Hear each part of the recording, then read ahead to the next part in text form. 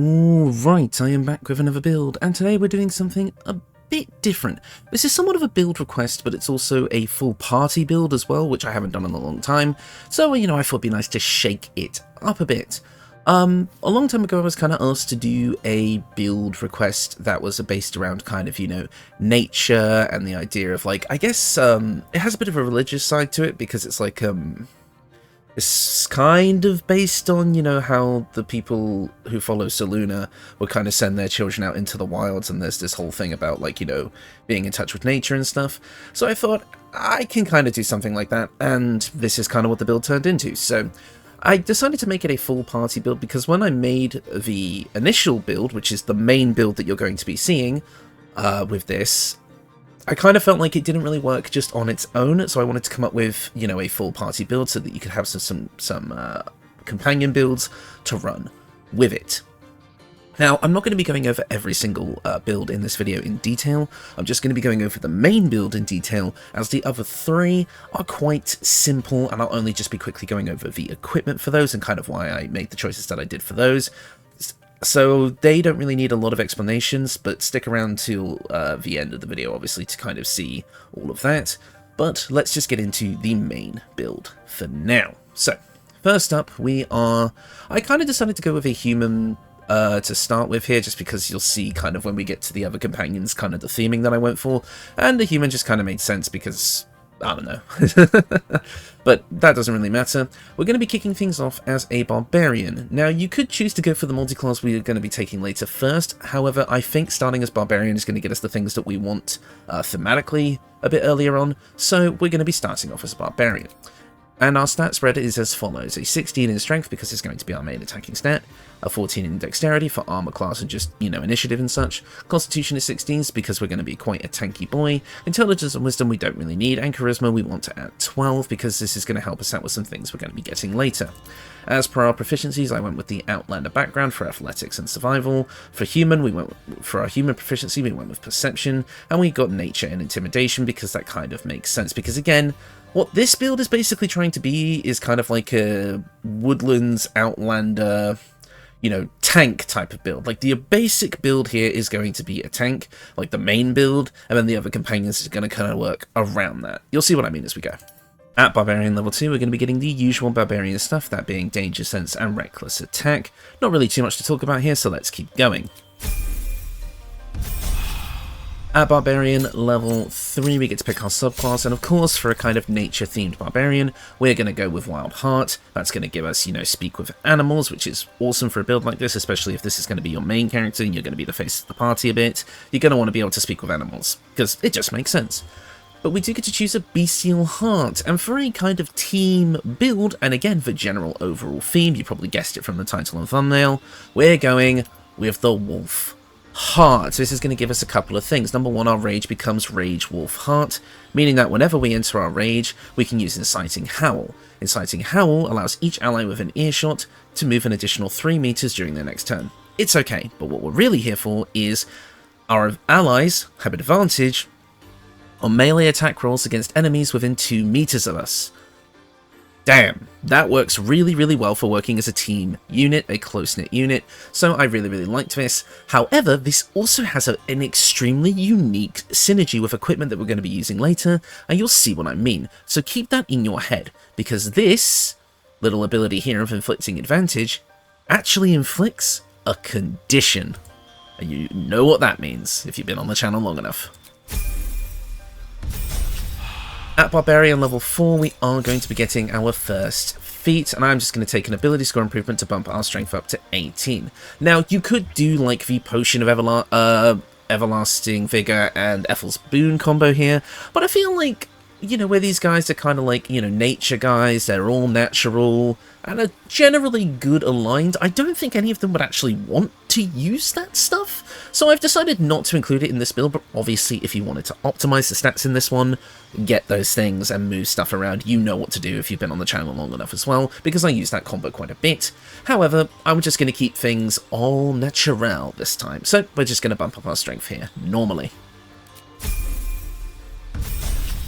Now, at level 5 is where we're going to be taking our multi-class. However, I think that if you're playing through the game with this build, I would stick with level 5 of Barbarian for now, keep that specifically so you have extra attack, and then when you have the total amount of levels required to get extra attack from our multi-class, then respec and shift things around to how they're seen in this video. But if you're just playing through the game with this build, stick with level 5 of Barbarian until you get to total level, I guess it would be 9, maths, in order to, you know, get extra attack from our multi-class so you can move things around and kind of optimize things there.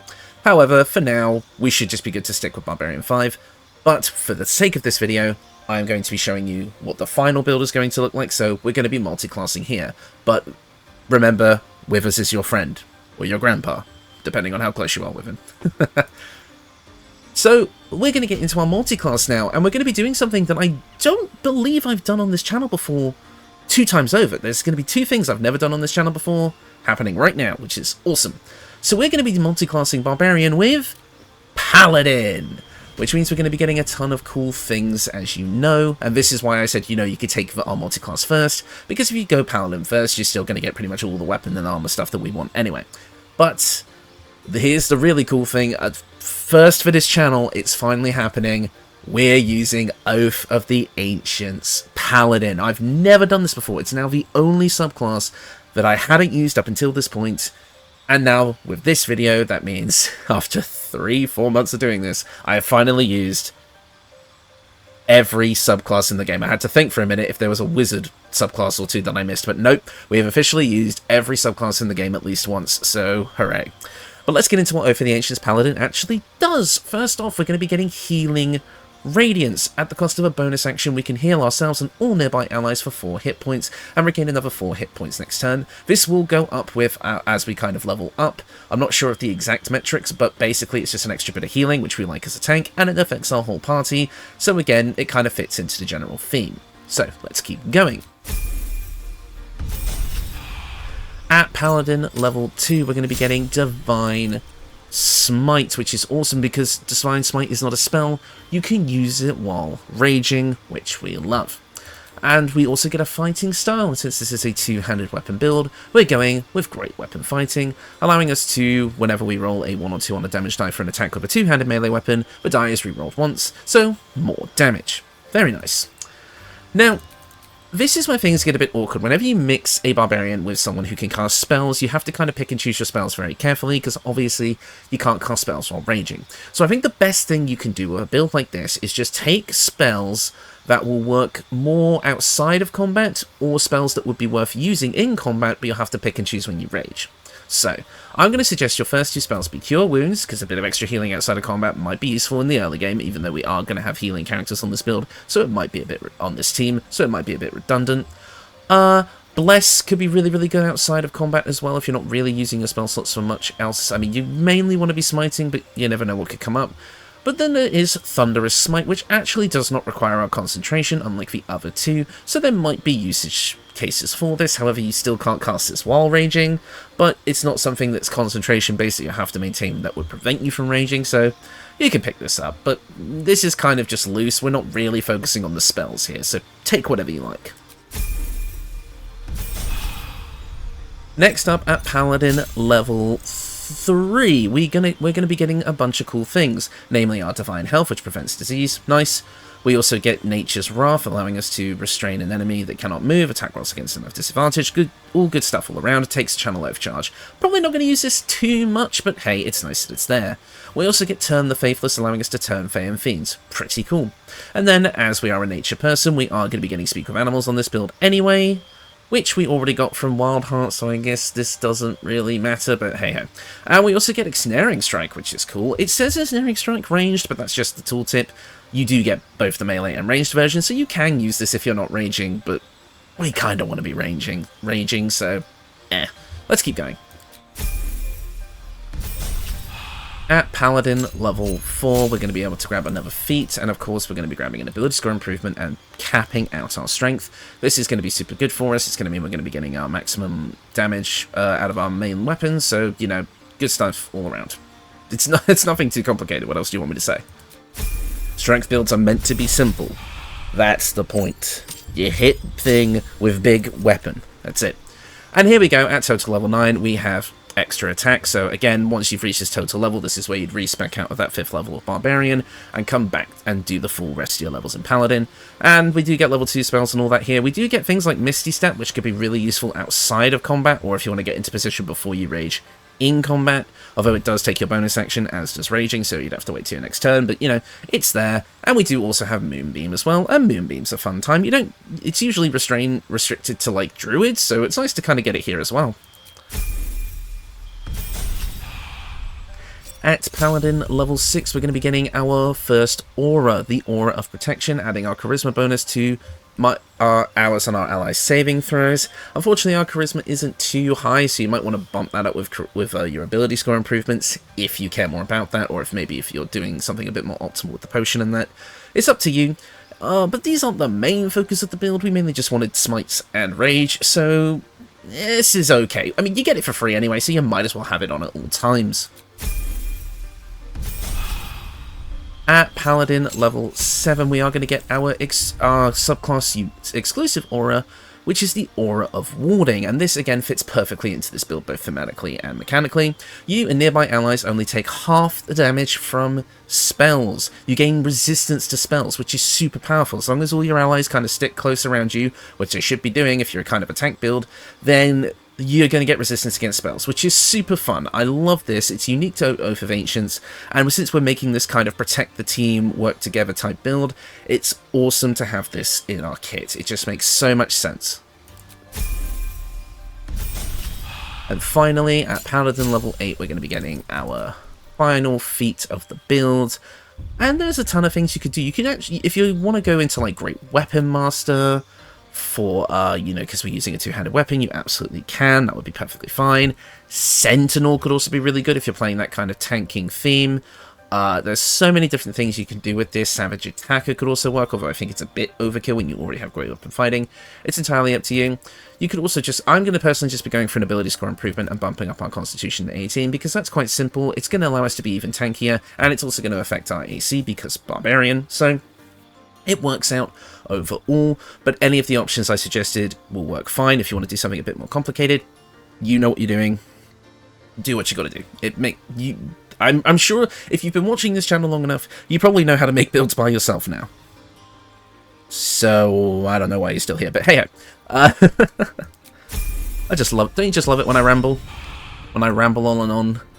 And that is the build! Overall, what you're going to be getting out of this is a ton of tankiness, big damage with smites, a bit of utility out of your Paladin features, all sorts of cool things. As you can see in the background here, we've got the rest of our team, all kind of nature-based, and the kind of overall theming I decided to go with this build is that they actually are a family. They are a family of kind of like druidic religious types. Maybe they're Selenites, maybe they're Mialekiites, whatever. It doesn't really matter, but the fact is that they are a quite tight-knit family unit. We've got the father, the mother, the son and the daughter. Just typical stuff, nothing too crazy. It's cringe as hell, I know, but I wanted to come up with some sort of unique theming, and I quite liked this overall. So, let's get into the equipment for our main build. We're just kind of going for some typical Barbarian stuff here, nothing too crazy. I've gone with the Bone Spike Helm as our helmet because when we rage, creatures in a 3-meter radius must succeed a Whiz save or take a bit of psychic damage. We get a +2 to our intimidation, which is awesome, but we also get menacing attack for free, allowing us to inflict frightened on our opponents and deal a little bit of extra damage. We do not need, it says on a miss doesn't spend superiority die. This version of the skill doesn't actually use superiority die in every way. It's just being restricted to a once per turn usage, but you can use it as much as you like. We don't need to take fighter levels to use it, so it's pretty good. But this is an Act 3 choice, so if you wanted to go with the Cap of Wrath in the meantime, meaning that once you drop to less than 50% of your hit points, you gain Wrath, which basically just means you do a bit more damage with your melee weapons. It's okay, but it's a good early game option until you get the big boy here, the Bone Spike Helm. Next up is the Enraging Heart Garb. This is just kind of the best Barbarian clothing option, in my personal opinion. You get 2 turns of Wrath while raging, which is fine. Again, it's just that little bit of bonus, but we're mainly just here for the +2 to our Constitution, allowing us to cap it out at 20, meaning that we're going to be a super tanky boy overall. Our AC is not the best, but I mean, you could throw a shield, like, oh, well, you can't really throw a shield on this book, for two-handing, but you can kind of, like, grab maybe, like, the Ring of Protection, maybe the Cloak of Protection as well, to bump that up to a 19 total. Play around with this, figure it out. Maybe you want to use the Bone Spike Boots if you don't like the options I'm going to provide here. It's entirely up to you, kind of build as you like, but this is kind of a overall layout that I was kind of going for. And besides, we're super tanky anyway, so it's not like we're really going to matter. It's not going to matter too much if we get hit, because we're going to be tanking a lot of the damage, because we're going to have resistance to spells and melee damage, so, you know, whatever. As for the gloves, we've got the gloves of Belligerent Skies, because since we are using Divine Smite, which is radiant damage, we might as well inflict Reverberation, and this build kind of does have a Thunder and Lightning theme to it that kind of just happened accidentally. You'll see what we mean as we get into the other builds. But with this, like I say, when we Divine Smite, we're going to be able to inflict Reverberation, and for those of you that don't know, an entity affected with Reverberation has a -1 penalty to Strength, Dex, and con saves per remaining turn, which is good, so you can stack this up, and it makes it a lot harder to for them to succeed at saving throws. But when the entity has 5 or more turns of Reverberation, it takes a 1d4 of thunder damage, and possibly falls prone. The condition is removed afterwards. Now, this, if you combine it with our boots, the Boots of Stormy Clamour, whenever the wearer inflicts a condition upon a hostile creature, they also inflict 2 turns of Reverberation. This means that if every time we hit with a Divine Smite, we're inflicting 4 turns of Reverberation, and since we have extra attack, we can kind of infinitely inflict the Reverberation 5 turns proc effect to knock our enemies prone over and over again, keep dealing that additional thunder damage, and keep stacking it on. However, as I said before, there's a unique synergy with this. When you rage as a Wildheart Barbarian, you do inflict a condition called Wildheart Target to enemies around you, meaning that just for walking towards your enemies, you immediately inflict 2 turns of Reverberation thanks to the boots, meaning that your first Divine Smite against them is immediately going to trigger Reverberation, which is insane. And that means you can kind of start the combo even quicker and do even more damage. You'll see in the combat footage just how insane this gets. But it's pretty damn good. You're gonna see the synergy here, and it's gonna feel really satisfying to pull off. Next up, we have the Unflinching Protector Amulet. There wasn't really any specific amulet that I wanted to use with this build, so I just decided to pick up the one that I felt made the most sense thematically, and this just once per short rests, allows you to cause any attack targeting an ally to miss. So it just makes sense. Again, we're a tank, we're a protector. We could say we're like tanking the hit for an ally, but really it's just making it miss. But it made sense thematically for a build like this. Next up, we have the Ring of Free Action, allowing us to ignore the effects of difficult terrain and cannot be paralyzed or restrained. Again, as a barbarian build who is fighting to protect the ones they love, it makes sense that you just are so full of power that nothing will stop you from doing what you set out to do. Now, this last ring is kind of just a filler slot, put whatever you like here, but I just wanted to point out that this ring exists because it makes sense for the kind of theme. This is the Keepsake Ring. This allows you to cast Dominate Beast, which is a 5th level spell, meaning that you can force a beast to fight alongside you if you're fighting one. This is kind of meh. Put whatever you want in this slot. Again, the Ring of Protection might be quite nice, but I just kind of wanted to show off this ring existed because it feels quite thematic to the build. But, you know, use whatever in this slot you like. Like I say, Ring of Protection is probably a good bet. Now, finally, we're on to the weapon. Now, this is a really cool weapon. This is Sethen. It's a 2-handed Great Axe, which is perfect for a build like this, because I really wanted to use a Great Axe, because I virtually never do. And Sethen is really cool. As a bonus action, you can summon a level 6 Spiritual Great Axe, so you have another ally to attack with you, even if you decide to use none of the other builds that I present in this video. So and this will gain all the benefits from like your Wildheart and stuff, so it's pretty sick. And it just does a buttload of force damage whenever you hit. It's pretty cool. It's just an extra thing you get. It's a +2 Great Axe overall anyway, so it's going to be good regardless. But it also gets the ability to cast Reduce, which is just funny. I don't know. Play around with this. You might find it interesting to use in combat. But unfortunately, this is an Act 3 option, so in the meantime, we have the Bloodied Great Axe, which just means that whenever the wearer hits 50% or less hit points, they deal an additional 1d4 of slashing damage with this weapon. It's okay. It's a +1 weapon. You get it early on in the game. It's, 50% hit point thing kind of works with the Cap of Wrath as well. So if you're taking a lot of hits, you are guaranteed to get those bonuses. But your main goal is going to be to pick up Sethin or use a different two-handed weapon. Greatswords, halberds, pikes, they all work.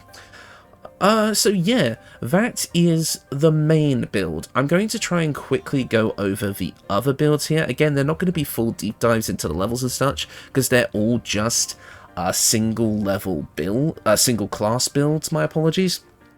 The main thing is going to be the equipment, but I will briefly go into what makes each build special and what they bring into the team. Let's move on to the Mother, which you can't really make old-looking characters in this game. This is the best I could do. Especially on short notice, because I've got to be on in a live stream in about half an hour, so I got to wrap this up pretty quickly. But this character is a Beast Master Ranger, all the way to level 12. And whereas the father is more of a melee-focused combatant, I wanted this to be an archer, kind of ranged combatant, so really kind of fitting into that stereotypical ranger. So, as such, let's get into the equipment really quick, and then obviously our choice of companion. We're going with the marksmanship hat to give us a +1 bonus to ranged attack rolls and thrown attack rolls, because we do have sharpshooter on this build, so getting equipment that can stuff that can offset that penalty would be super good. So basically the way you would kind of level this build up is just max out dexterity and then take sharpshooter whenever you feel like it would be beneficial, because you're going to get 3 feats with this build because we're just doing a single class. So with that, we also take the archery fighting style, which is quite obvious, so that's a +3 overall, which mostly offsets sharpshooter, but you obviously have to weigh the advantages and disadvantages of using it, whenever it comes up. I've also gone with the Sharpened Snare Cuirass, allowing us to add our full dexterity modifier to our armor class, and creatures have disadvantage on saving throws against resisting your attacks and spells that reflect restrained. Obviously, we have Ensnaring Strike here, so we can kind of restrain enemies and maybe allow some of our other teammates to go ham. We also have the Gloves of Archery. This is just going to allow us to do an additional 2 damage with our ranged weapon attacks. Feel free to change this for something else if you like. This was just kind of an easy to get, easy to kind of build for thing. It's just more damage. And then finally we have the Disintegrating Nightwalkers to allow us to be unable to be unwebbed, entangled, ensnared, and cannot slip or grease or ice, so we have a ton of maneuverability, which is great for a ranged character. And we also are able to cast Misty Step once per short rest, which is again more maneuverability, which is awesome.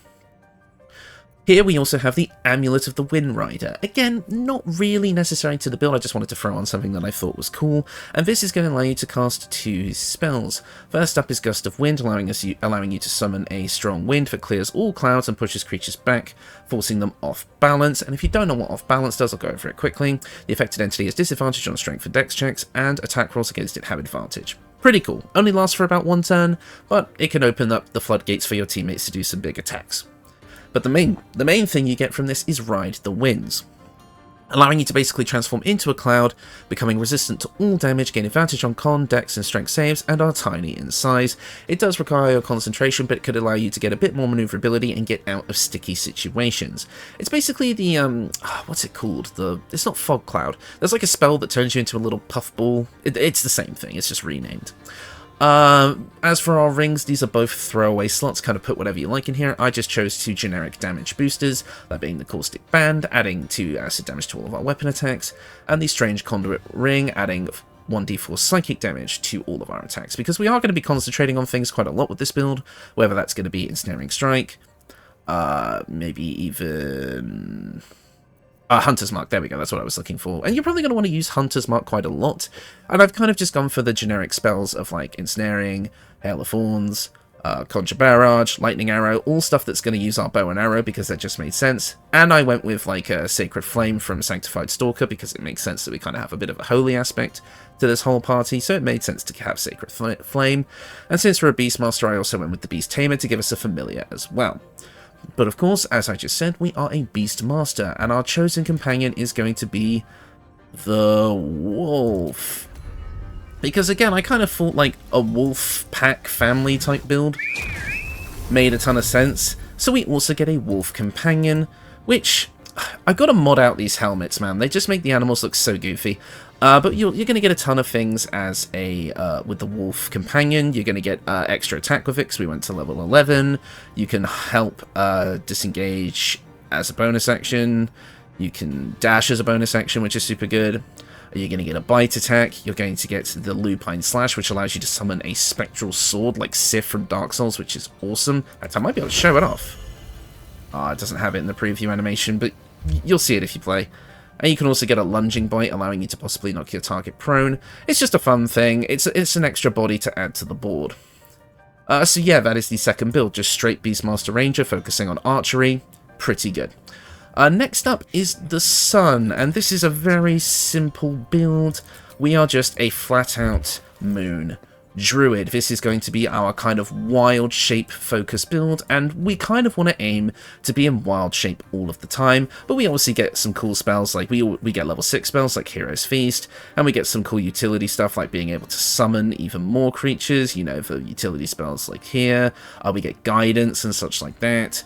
Freedom of movement, plant growth, you get a bunch of cool spells, but we're mainly focusing on the wild shape, and if the idea is to be in wild shape as much as possible, then you only need a few pieces of equipment.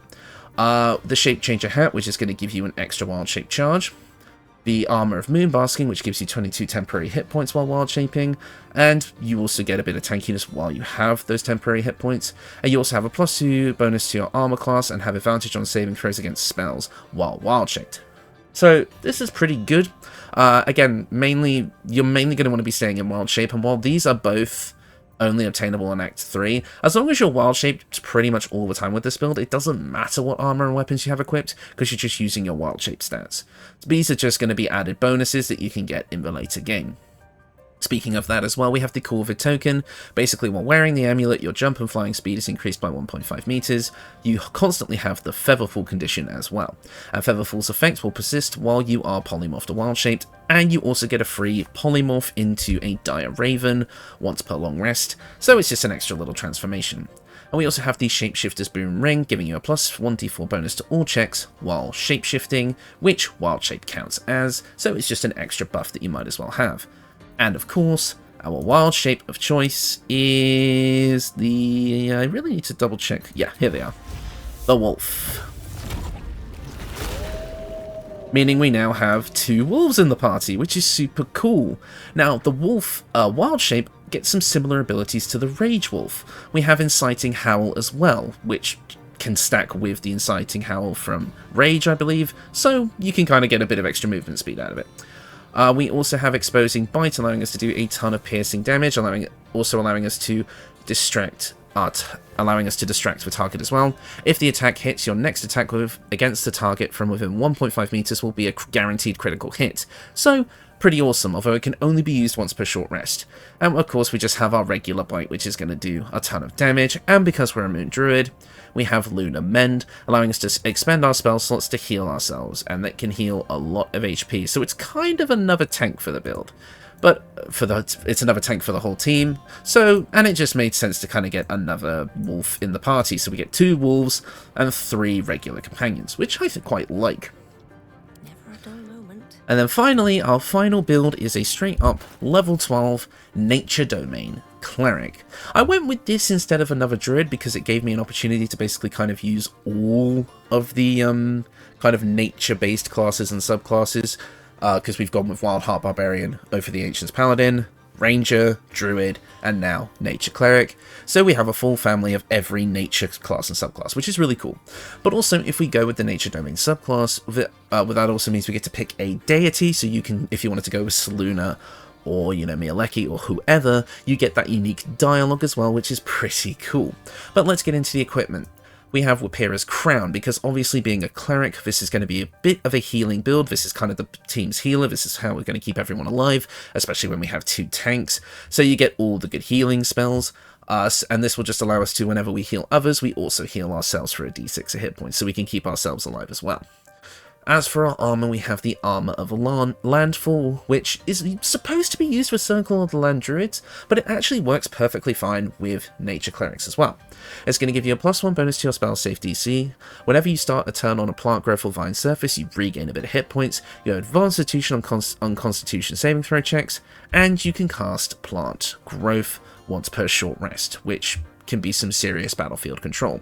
Now, with Nature Cleric, you actually get access to heavy armor, so if you wanted a decent early game option for that, the Adamantine Splint armor would work quite nicely. It doesn't look very naturey at the moment though. Let me just quickly fix that. No, that doesn't either. Hold on, there was like a pink and green that looked really good. I'm making this video extra long for no reason. Where's the pink and green? Where's the pink and green? Pink and leaf green. There you go. This looks really good on this. Watch this. Yeah, that made less of a change than I thought it would. Whatever. You can use this for a decent chunk of AC in the early game if you want, but you kind of want to work your way to this one because it's going to give you more benefits overall. We also have the Hell Rider's Pride. Whenever you heal another creature, it gains resistance against bludgeoning, piercing, and slashing damage dealt by weapon attacks, meaning that whenever we heal, we just give resistance to the whole party. If we do like a group healing spell, which you'll want to do. You can swap these out. This is just a really easy to get Act 1 option. If you feel like you want to use something else, do that. However, these work really, really nicely. And finally, bit of a weird one, we have the Water Sparkers. When the wearer stands in water during combat, it becomes electrified. If the wearer starts their turn on an electrified surface, they gain 3 lightning charges.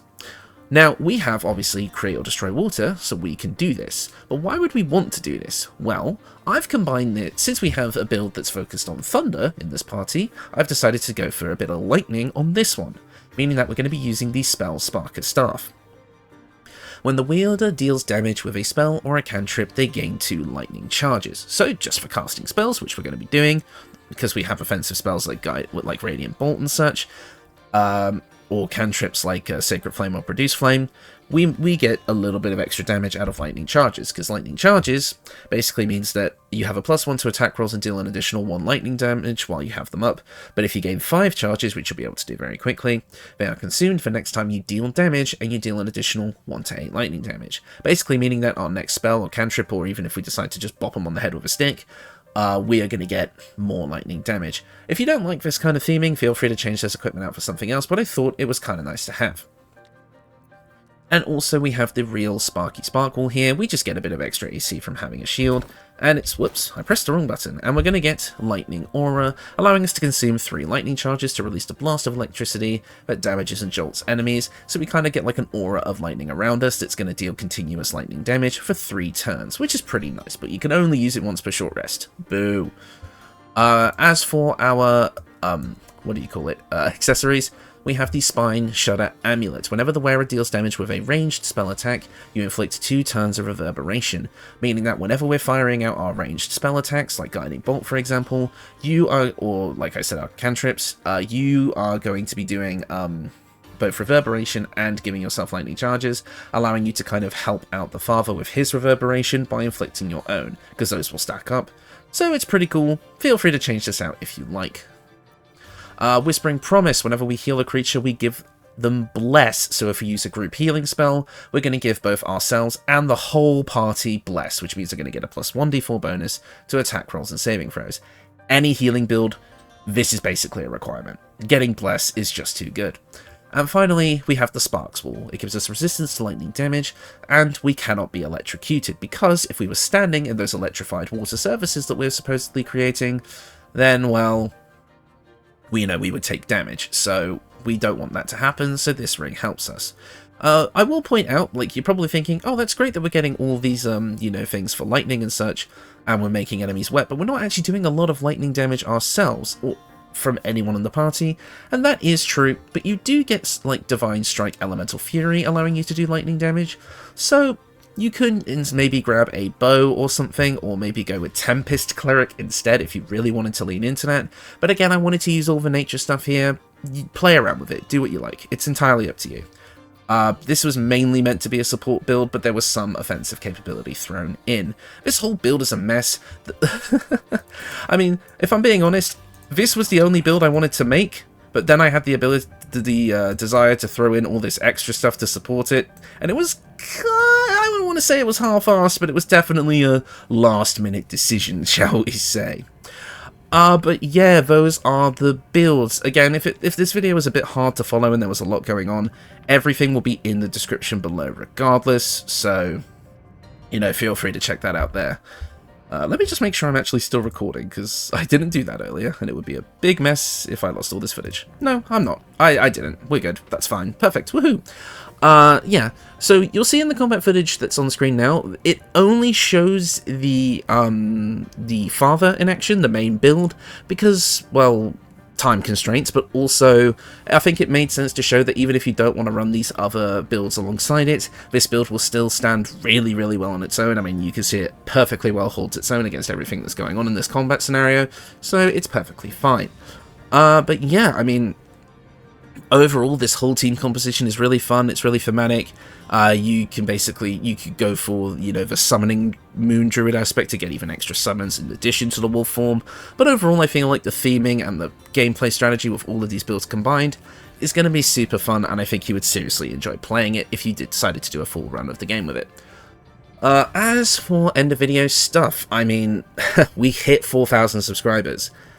And then we hit 4,100 subscribers almost immediately afterwards. Like, I don't know what's going on with the channel at the moment, but every video I upload is doing better than the last. Like, the video I uploaded on Friday, which was the Blazing Blades, and the wolves are making noise. That video was kind of just like a throwaway video. It was like, I'll just quickly show this personal build as I'm kind of getting back into the swing of things, and it's one of my most popular videos recently, which is crazy considering all of the Origin builds did well, the Blue Flame did well, and then that build has done even better than those. I don't know what's going on, it's insane. But the channel is definitely in like a second wind, we're getting a ton of subscribers, we're getting a ton of like, you know, interactions, like comments and such. It's going super, super well, so I'm really, really happy that the channel is still doing quite well, it's still quite healthy, and that you guys are still enjoying the content, so thank you all again for your support. As for other stuff, I don't know if there's much to go over. Like I say, in literally like 20 minutes less than, I'm going to be doing a live stream for build theory crafting with chat. So you're probably going to be seeing a lot of build requests in the near future, but really it's more like collaborative efforts with viewers in order to make some interesting builds. So you're probably going to see a lot of weird stuff over the next couple of weeks, but I seriously hope you enjoy it. I mean, this will be going up on the Monday, so that stream will have already happened. So we'll see what the future holds, I guess, because at the moment, not even I know. But again, thank you all seriously for your support. I don't think there's anything else I really want to go over. Again, I've got to get ready to stream, like, very soon. And this video is already longer than most of my videos, so I'm going to leave it here. Thank you all so much for watching, and I will see you all next time.